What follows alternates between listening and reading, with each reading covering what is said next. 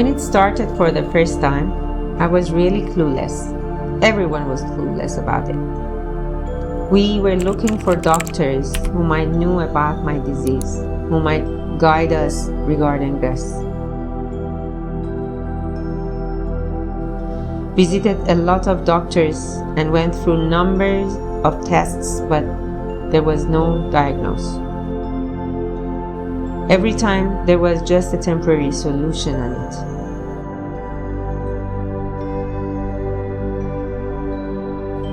In spite of all this, there was stress at my work. It was really very difficult juggling through work and health.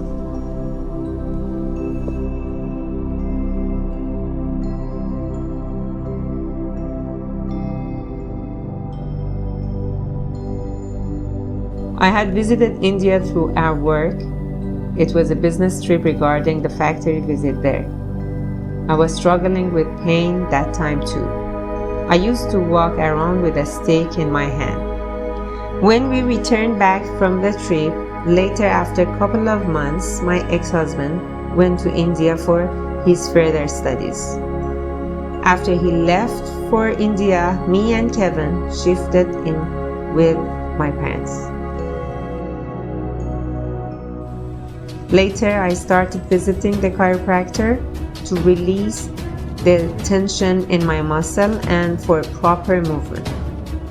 I used to visit the chiropractor alone every alternate day during my work hours. I've been falling down a lot because of my stiffness, and especially when I had more tense and more anxious. I remember another time when I was on the way to a neurologist. I was holding both hands of my mom's tightly, and suddenly again stiffness covered all my body, and at the same time when I was losing my balance, I called my mom, and at the same time she yelled help to ask for the help of people around us. But unfortunately I ended up with falling down on the concrete sidewalk, and this is really becoming a big issue for me. It's a difficult issue for me.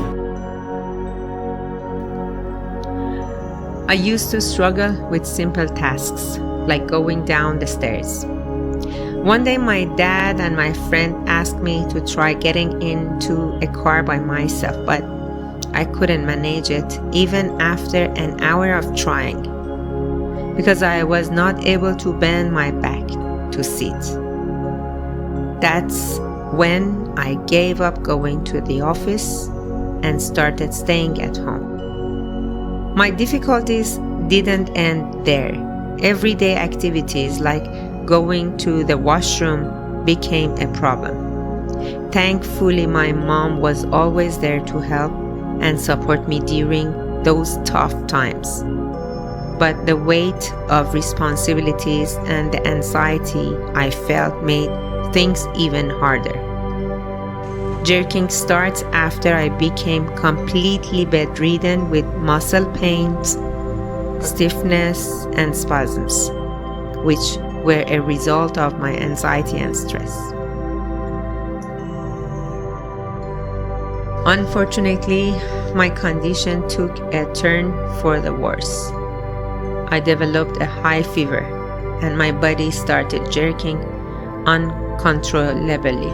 As it was Nowruz time, my family thought there might not be right doctors in hospital, as at this time many doctors are on vacation. So they decided to send me to nursery care. I stayed at nursery for a night, hoping it would provide a better environment for me. However, being in the nursery only made me more anxious because my senses became more sensitive.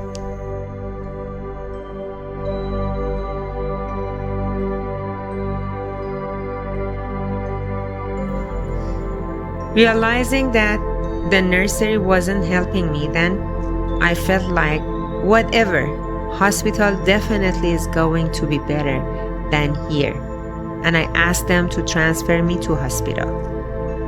Despite the challenges, I was admitted to JAM Hospital, to the emergency ward, where they conducted blood tests. They analyzed my kidney and liver enzymes are too high and I'm losing both organs, and I was transferred to the ICU. It was during this uncertain time that my sister brought me some news that my husband was on the way from India.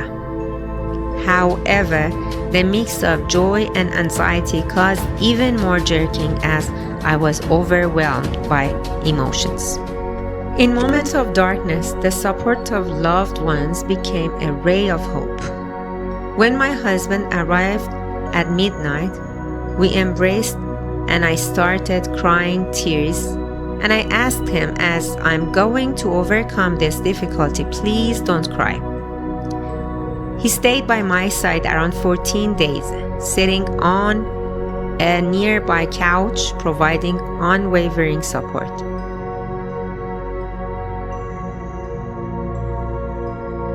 But my journey to recovery was far from over. The medical treatment I received didn't give me the result I needed. So I made the decision to seek treatment in India.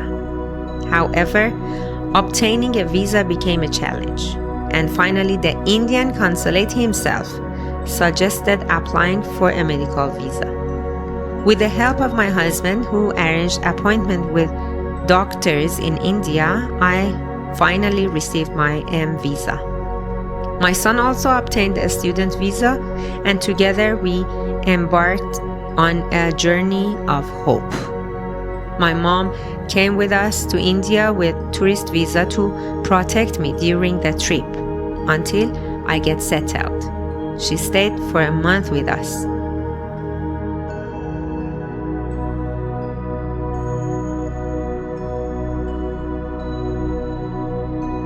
Arriving in India, we had hope for a positive change. Initially, we went to Iyengar, but unfortunately, my condition had worsened, and they refused giving me treatment.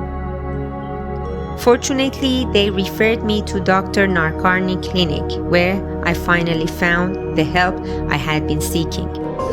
माझे जे गुरु आहेत योगाचार्य doctor B.K. सायंगार, त्यांनी योगशास्त्राची ही सगळी पद्धत म्हणजे उपचार पद्धती त्यांनी खूप छान पद्धतीने विकसित केली आणि त्याच्यामुळे अगदी पूर्णपणे अपंग व्यक्ती सुद्धा किंवा खूप वय झालेले ज्यांनी कधी योगासनं केलेली नाही अशा व्यक्तींना सुद्धा ह्या सगळ्या अवघड आसनांचे फायदे घेता येतात. तसं मी विचार केला की तिच्यावर फिजिओथेरपीच्या जोडीला आपण जर योगोपचार केला नाही तर हे काही बरोबर होणार नाही, आणि म्हणून मग तिला दोरीच्या साहाय्याने शीर्षासन, खुर्चीच्या साहाय्याने सर्वांगासन किंवा आणखीन निर्णय काही ते लोड तक्क्या वगैरे वापरून असं आणि पुष्कळ प्रकार आहेत त्याच्यात. तर त्या सगळ्यांनी तिची मोबिलिटी हळूहळू वाढत गेली आणि तिचा आत्मविश्वासही वाढत गेला, हालचाली सुधारत गेल्या आणि तिच्याकडनं आम्हाला खूप चांगला रिस्पॉन्स येत होता. हे त्यातलं एक महत्त्वाचं.